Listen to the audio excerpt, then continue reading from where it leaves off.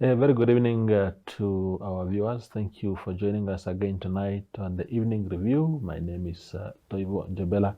Tonight on the show, we are joined by Nico Smit. He is a member of parliament for the Popular Democratic Movement, PDM, and is also the party secretary for finance and economic affairs. And he issued a statement this week expressing himself on the issues at Namcor. In fact, he called for the dismissal of the board as well as the MD there, Imms Mulunga. Thank you, Uncle Nico, for being with us again on the platform. If you can, in summary, say what is it that, because I thought you would say, for example, fire the MD or fire the board. You're actually asking for both to be fired. Yeah, I think they both deserve to be fired. Yeah. If you look what happened. Just to come to the crux of the matter. Yeah. The board, there's an infight, a terrible infight in Namcor. Yeah. And I think that need to be investigated to know what's going on there. Yeah. Because something is smelling in the state of Denmark there. The infights and the squabbles and all those type of things. Yeah. And that led to what happened. There's a standoff, or there was a standoff between the board, the chairperson, the board, and the MD.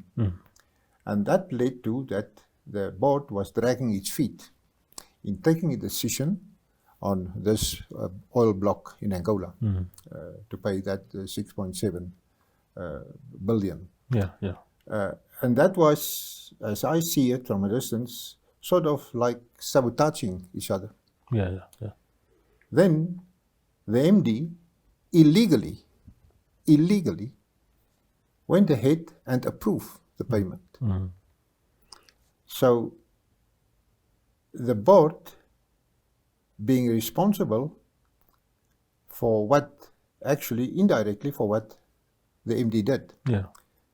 But the MD, it's not in his job description. He doesn't have that authority, that right to approve anything without the approval of the board. Yeah.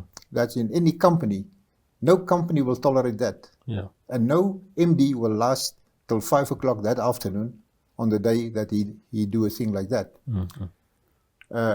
But to go ahead and approve the payment was very wrong and illegal. He had many doors, many people to whom he could go and complain. Yeah. He could go to his two sort of line ministers, to the Minister of Finance or to the Minister of Energy. Or, for that matter, if it was so serious, I think he could also have an open door by the President. Because this was so serious for the country that if that thing goes wrong, all of us will suffer. And looking at the state of our economy, we can't take a knock of 6.7 billion US dollars, losing that money. So the fact that the thing was done wrong by the board, and then we had this mafia-style thing going on there. Yeah.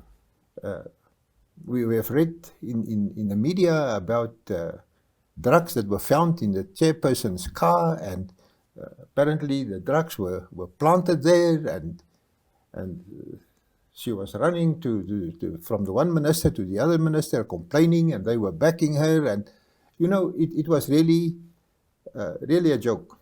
Yeah. And especially if you take a company like our fuel company, Namcor, yes. who's now, in a very high league. The fact of the oil that's been found in our waters.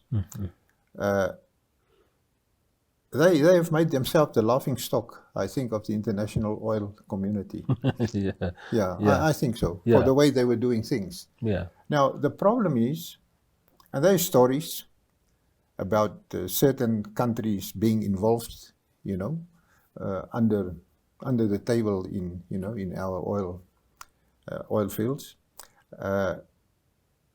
It's just like this. If you know, especially the oil people, they are so powerful. Yeah. They are controlling the world with their oil. If you can't do your work, they will come and do it for you. Yeah. But they will come and do it the way they want to be done. So that is the problem. And to me, both of them were guilty in what they were doing. Yeah. And we can't afford to carry on with people like that. Not in the process that we are with our oil situation. We need a board that is composed of proper people with proper business minds, people with good track records, and some of them, they are very good. I must admit. I know a number of them. They are very smart people there, but something is just wrong there. I hear you. I think you've made your point, Uncle. So I don't know if you've seen the statement of the Anti-Corruption Commission, the report into that investigation against the MD, exonerating the MD of corruption. Of course, they admitted that he shouldn't have approved this transaction. It's not his mandate, within his mandate to do that. But there was nothing corrupt about it. Did you have a look at that statement? Do you have any view on that statement? You know, if that is not seen as corruption, then I don't know. Yeah. If you had enough venues to follow, you know, to empower you to sign that deal, you know, and you don't follow it, and you do it just by yourself, that is corruption. Yeah, that is corruption, and you know, by coming with that statement by the anti-corruption, that they don't see it as corruption. That is, I can't believe that they have said it. Yeah. Because they have created a precedent now by doing that. So any other MD or CEO or any parastatal can do the same. Yeah. Where they are busy with international negotiations and agreements must be signed and all those kind of things. Now they can also go and do it. Yeah. Because nothing happened to the MD of Namcor. Yeah. Nothing. They were even showered with praise. Yes. How smart he was, and how he saved us with huge loss. You know, how can they say they are supposed to be the agency who see to it that no corruption is taking place nowhere? Yeah. Now, at Namcor, one of our rising parastatals, and which might become one of the biggest in the country, can now do as they like. Why should others not do it? You know, there's an old saying, monkey see, monkey do. Yeah. If I do something wrong and nothing happens to me, and me and you are in the same position, but you are just in another company, and nothing happened to me, why should you not do it?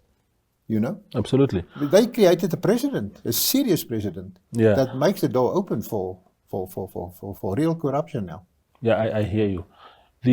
What they are saying, ACC, is that because I understand your frustration in this matter, Honorable Smit. I think the board of Namcor, and I think that is also what your statement speaks to, should have acted on the MD going ahead with the approval without that transaction, without their approval.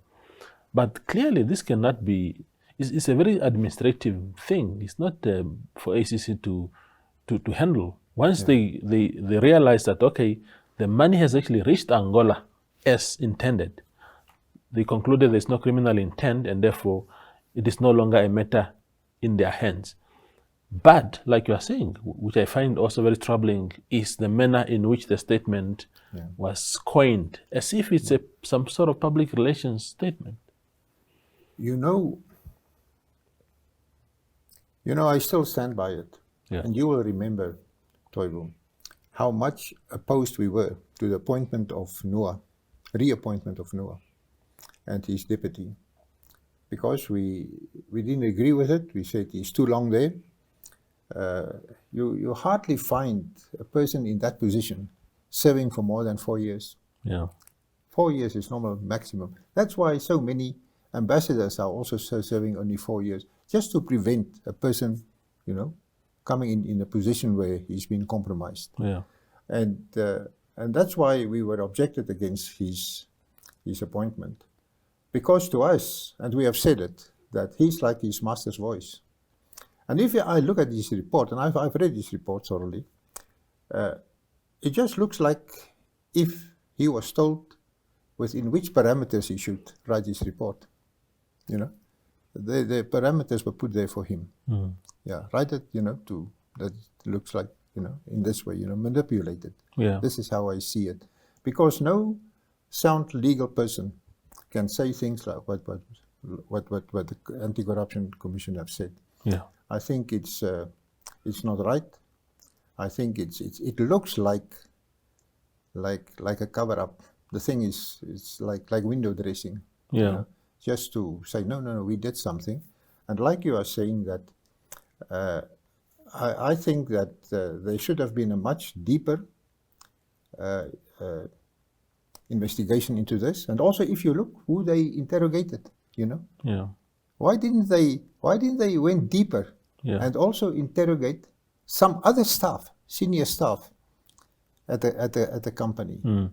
Then they might have come behind the truth of this whole thing. What is going on there? Yeah. And as I've said, that both are at fault. The MD can't do as he likes, even if the board is in fault. Yeah. He can't. There's other venues to follow. Mm. He can go to his line ministers. He can go to the president, because he will have an open door. If he asks the secretary or the PA of the president to come and see him, Yeah. he has a most urgent issue to discuss with him. I think the president will see him. Absolutely. So I think that the whole thing is handled wrongly. Yeah. And we can't afford that things like that carry on. We have look what happened at the GIPF. Yeah. About those millions. Also this. I think this MD was just lucky that everything went right for him with this deal. But it could have gone the other way. Yeah. Let's go for a break. And then we'll be back with Nico Smit.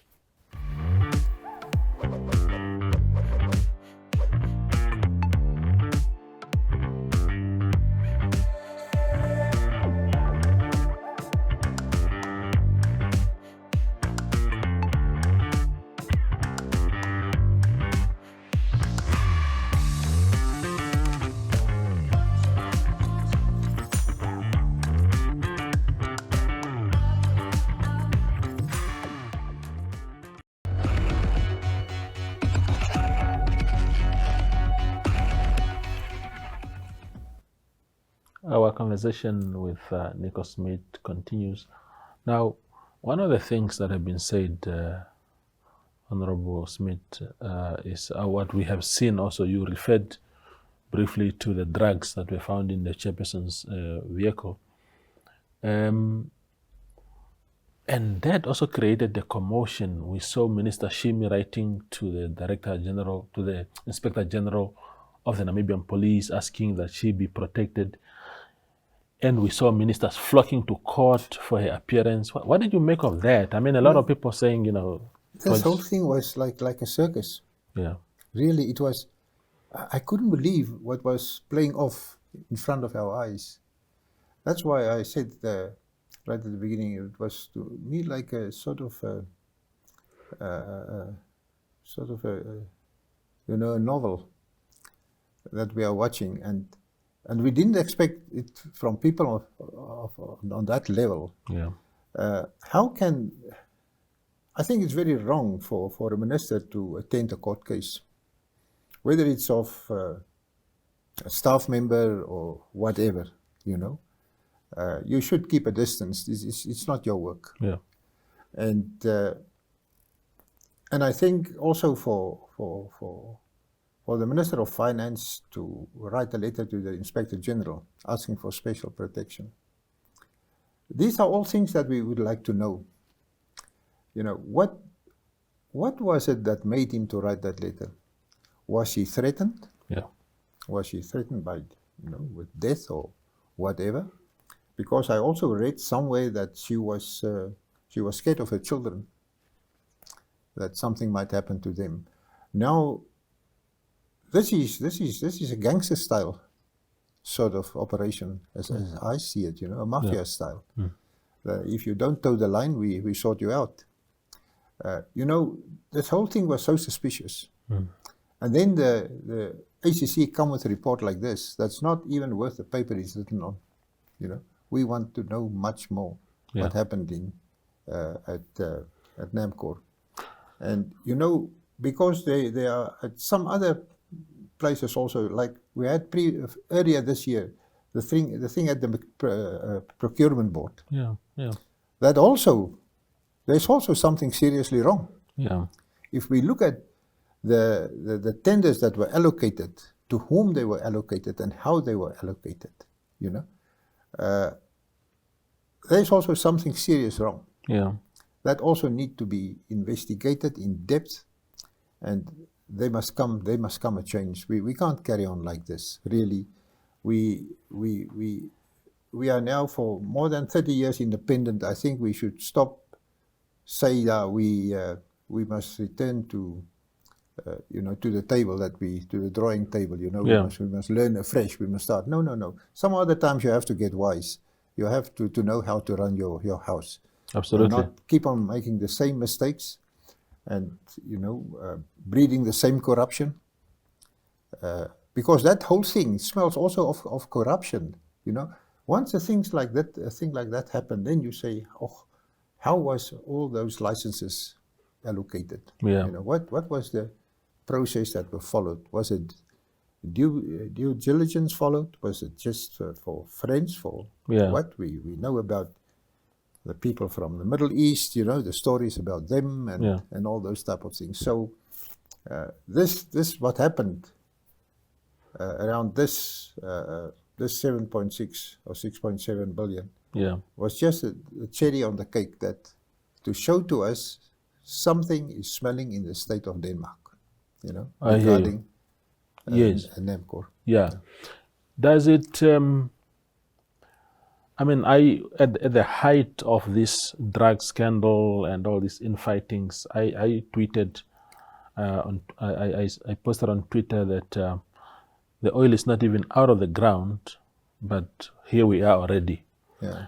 Is it scary to imagine the direction that we are heading into if these things are not sorted out? Because people seem to be organizing themselves into groups already, positioning themselves. The governance issues have been put aside so that people can really focus on positioning themselves, and that worries a lot of people. You know, you can mention this green hydrogen in the same breath. Yeah. There's also things not cozy there. Yeah. You know, when I first heard about this oil discovery, I was very skeptic. Yeah. I then recall some years back, so many years, you will remember, that they were drilling for oil in the Etosha Basin. And it was on TV. His Excellency the President and those oil people were sitting with 2 bottles of oil that was discovered there. Now, you tell me, this is how it works? That if you drill and you get gas, you know, and the next day you showcase 2 bottles of oil. I'm sure it was cooking oil, you know. It was not oil coming from the ground. Yeah. And if there was so much oil, where's that oil? What happened to the rest? It will come in a bigger container. Yeah, it can come in bigger containers. So when they announced that we have discovered, or they have discovered oil here in the Kudu gas field, I said, oh, don't tell me it's the same story. That tomorrow we will see the oil, small bottles of oil. Yeah. Now we have to hear, no, it might take 10 years, 15 years or whatever before we really, get the product. Yeah. So that is understandable, and that is how it should be. But, this whole oil thing is not cozy, especially with some of the people who are interested in this. And we also know, there's a lot of rumors, and the media is full of it, especially the social media, of deals that has already been done. Yeah. And the same with green hydrogen. Yeah. And you know much better than me. People are asking more and more questions. How was this thing handled? How was the allocation of the tenders and those things done? By whom, and what was the qualifications and the procedures followed? Yeah. There's a lot of questions now going up, and that is not good for us. That is not good. It's just like, it's just another country, That, I understand. Yeah. So I want us to to divert to something completely different from this conversation. Parliament is on recess now. Yeah. Prior to the recess, there was a lot of activity in Parliament around the bills brought by Jerry Kanjo there, and they sailed through both houses with minimal opposition. What do you make of those bills? Yeah, I think it was totally unbecoming for Parliament to approve those bills. Yeah. Ever since I'm in Parliament, we have a problem with the Ministry of Finance. It's mostly them that wait till the last moment and then bring a bill, and then they want that bill to be approved tomorrow without discussion. And as you know, financial bills are very important bills. It should be thoroughly, debated. It should be analyzed. It should be researched, and all those type of things. Because how many bills did we have, and especially financial bills, that had to come 2-3 times back to Parliament because it was badly written, because it was incomplete, because they didn't thought of this and they didn't think of this, so they had to take it back, to withdraw it, and then polish it up, bring it back to Parliament, then withdraw it again, polish it up again. That is a style of finance. Now, this time, when they came with how many, 7 or 11 bills, wanted to gate crash with it, to push it through within the limited time, because they were not doing their work over the years. It is not since yesterday that, there were certain prescriptions by the IMF and also the World Bank, what they want and what they don't want, and how your legislation should be, and in support of this and that and those type of things. We know we are bulldozed by them, and but if you want to be in the mix, you have to do as they prescribe, the type of laws that they want internationally. And but the ministry did wrong to drag their feet. And I'm telling you, if you look at those bills, very soon you will see many of them back in Parliament, because they were incomplete, not properly written. If you read the language in which it was cut and paste, those bills, I'm telling you, 40-60% of them were cut and paste. Were taken from South Africa, were taken from that country, and what. It's a mixed grill, those things. And they will come very soon back to Parliament to be polished up. Your views on the Jerry Kanjo bills? Yeah. You see, that is another question. If I think the way the whole thing was handled is not really democratically. I think who lost in this whole thing was the democracy, how we do things in that house. That was not the right way.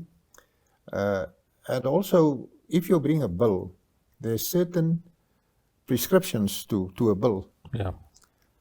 How a bill should be researched and how it should be written, the language and everything. Because if you go to Minister of Justice, to the legal drafters, you know, it might take 5, 6, 7 years to draft a bill properly, you know, a proper bill.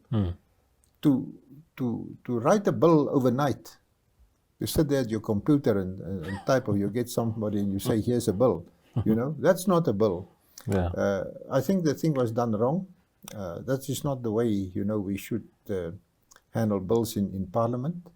It should, especially a private member's bill, should be different from.